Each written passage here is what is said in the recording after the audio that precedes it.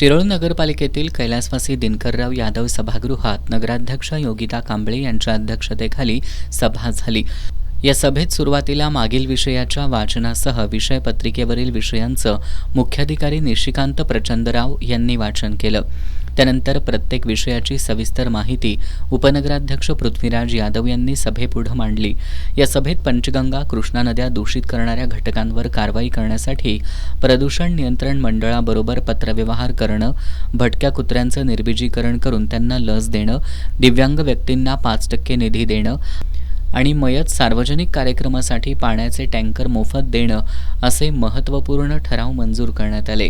त्याचबरोबर नगर परिषदेत intercom system खर्चास मान्यता देण्यात आली।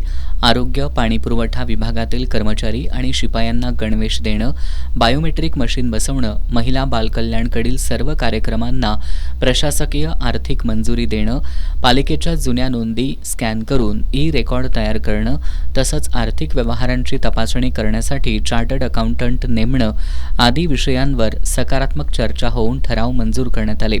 काही सदस्यांनी पाणीपुरवठा हा स्वच्छ आणि सुरळीत व्हावा अशी मागणी केली। त्याला उत्तर देताना पृथ्वीराज यादव यांनी पाईपलाईनमधील गळतीमुळे ही समस्या निर्माण झाल्याचं सांगून दुरुस्तीचं काम सुरू असल्याचं सांगितलं।